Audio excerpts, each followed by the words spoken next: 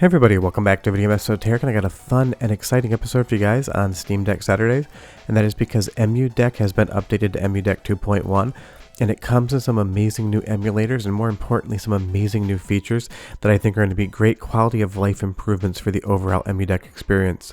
Because it started out amazing, and it's just getting better from there. I'm going to walk you through how to use some of the new tools, why they're important, and why you should care. Before I get too far involved though, do me a huge favor down below, hit like and subscribe. That notification bell definitely helps us out. And if you feel so inclined and want to support the channel, we got a Patreon link down below as well. But the Steam Deck is an amazing device for emulation as well as modern games, but who plays those on it?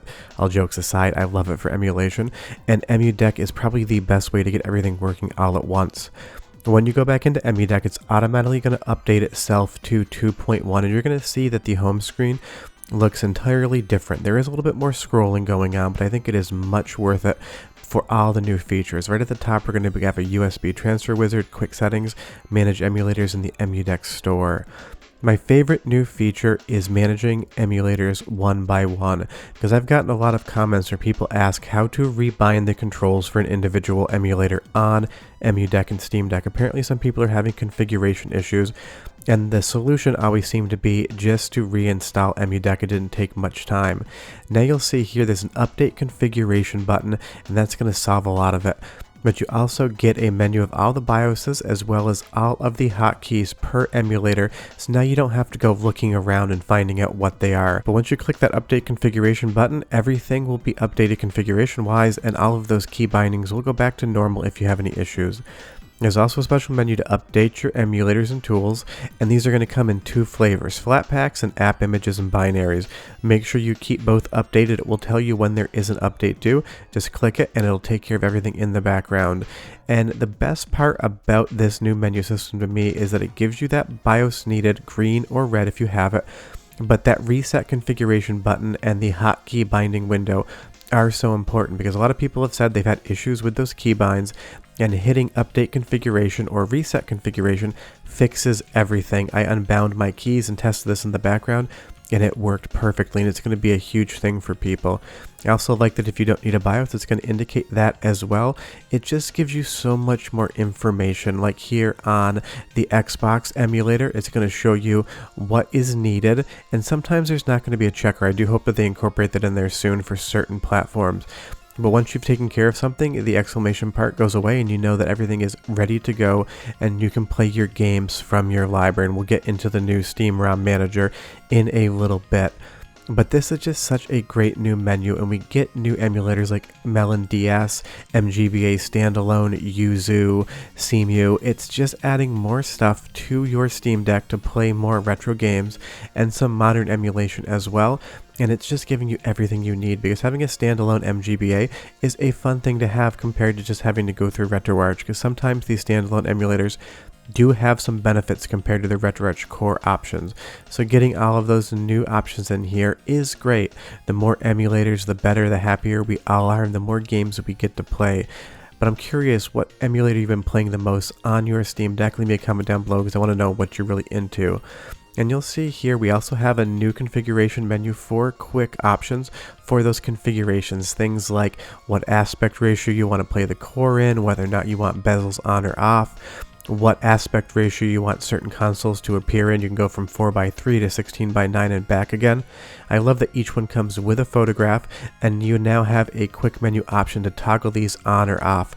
I think the defaults are good for everything, but if for some reason you want to switch them around, this is going to be your menu. So keep track of this, make sure you know where it is, because if you want to play around with these filters and bezels, it'll be available for you. And there's a lot of other options here as well. You can do custom reset, you can install power tools, you have that BIOS checker here as well. So there are two spots to check the BIOS. But like I said, I do hope they add more BIOS checkers in. Stuff like original Xbox just isn't going to appear.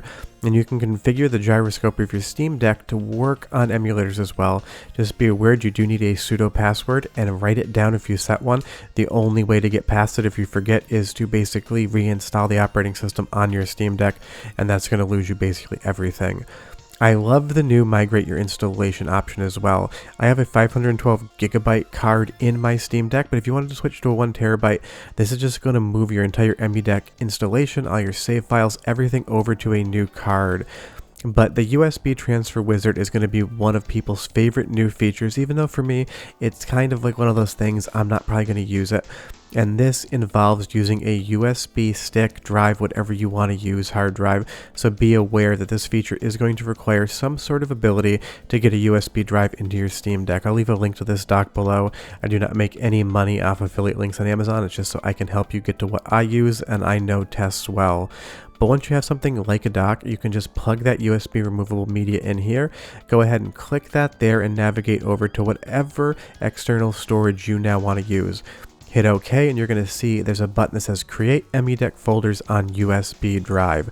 This is going to populate the root of that drive with all of the folders you're going to want to drag and drop files to. You'll get an option there to hit OK once those folders are created.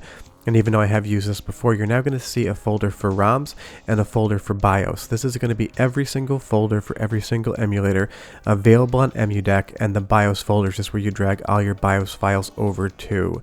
Now if we move over to Windows, I will delete the files that we don't need here, these folders from previous drag and drops when I wasn't using the new version of Emudeck because it didn't exist. But if we go into the BIOS folder, any BIOS you need to pop into your system you can put right here. But more importantly, on the games side, you're going to see a folder for every single platform. So if you want to move something over to the Super Nintendo folder, we're going to go into here. And the best part is, don't forget, the systeminfo.txt files allow you to see what is going into the folder, and it also gives you a list of supported file extension types. This is really important. Not only does it tell you the right folder that you need to be in, but it also makes sure that if you have a file, you know it's supported by the emulator that it is targeting in those launch commands right there.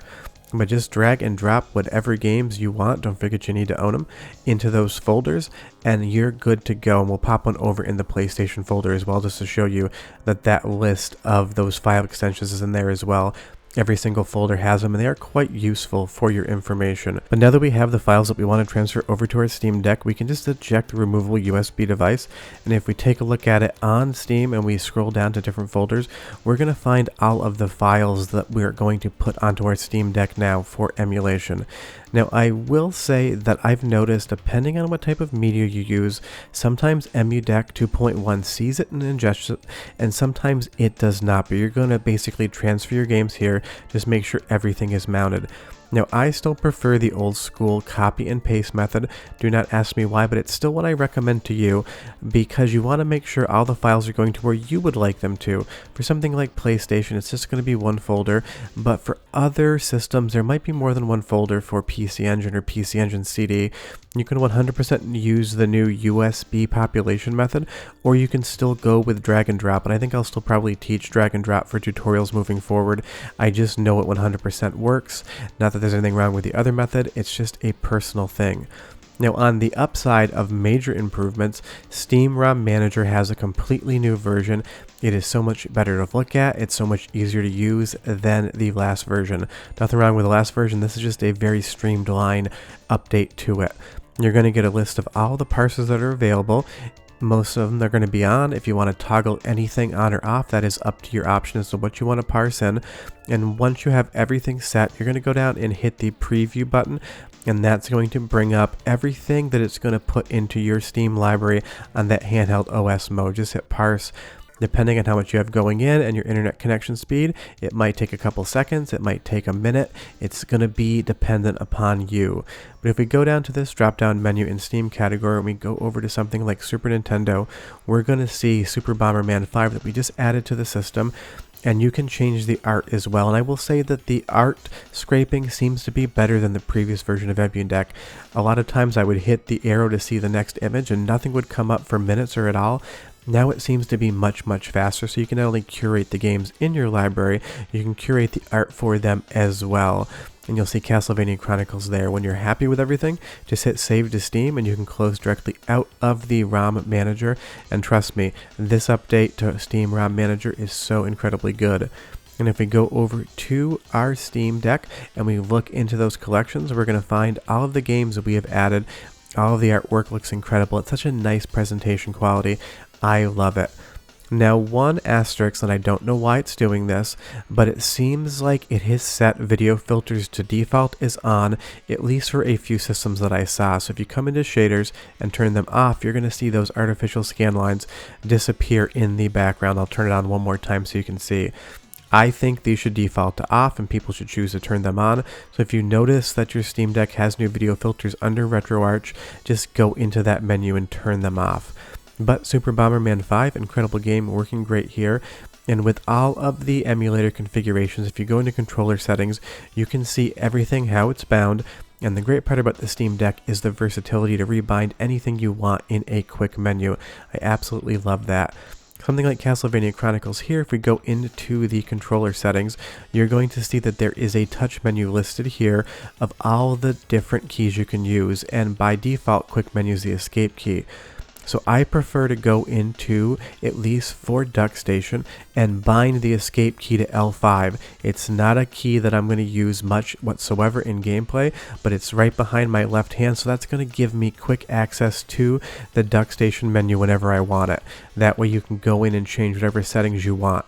But it's so versatile, you can set whatever you like and works for you as well. And that's what I love about Steam Deck, the ultimate options. And if you make any mistakes, if you bind it so poorly you can't get it back, or for some reason the emulator drops those bindings, you just go back into the Emudeck menu on the desktop mode like I showed you earlier in the video. You reset the configuration and everything fixes itself, and that is a huge benefit. But there's so much to love on Steam Deck for retro emulation and Emudeck. Stuff like the original Xbox is absolutely spectacular. You're going to get things like Super Nintendo, and they're just going to work perfectly, and Emudeck makes it so easy to set up. And the Steam Deck is powerful. You're going to get stuff like Sega Saturn, which is notoriously difficult to emulate. And as far as my testing is concerned, it just works great, and I do have a setup guide for that as well on my playlist. You're even going to do stuff like the Sega Naomi playing Dead or Alive 2 here on the arcade variant, running so smoothly. And if it doesn't play Bomberman Hero, what is the point? It's one of my favorite games of all time, and Nintendo 64 emulation can also be tricky, but Emudeck seems to handle it perfectly fine with the power of the Steam Deck. And of course, MAME being almost unlimited options are going to give you pretty much anything you could possibly want to play. But if you can't find anything that you do want to play, there is one more feature of Emudeck 2.1, and that is the Emudeck Store. These are going to be fan games or other builds such as that. There's going to be a little bit of a showcase of what's new on the top, and you can hit more info to get a sense of what the game's going to be all about. And if you're into it, just hit install, and it's going to be available on your Steam Deck to play. And it does break it out by console as well. Seems to be doing a lot of 8 and 16-bit stuff, kind of the popular systems for these fan games. But if we take a look at something like Super Nintendo, it's going to give you a listing of what is currently available, and you can decide whether or not it looks fun to you. If we go down to Super Boss Gaiden here, a really fun kind of spoof on losing the PlayStation 1 features of the Super Nintendo, big history lesson behind there. If you hit install, the game is just going to install to your Steam Deck, and it's going to be ready to play. You'll get a little message here, and it's going to tell you exactly what you need to do to go enjoy Super Boss Gaiden. And that is the great thing about Emudeck 2.1. So many new features, so many quality of life improvements, and the fact that you can update and rebind your configuration in the menu. I've gotten so many comments about controller issues with the Steam Deck and emulation, and now I'm not going to suggest that you reinstall Emudeck. I'm just going to suggest you go into the emulator menu and reconfigure it right there in a push of a button. Leave me a comment down below, tell me what your favorite feature is, but we're done, and I'll see you next time. Bye bye.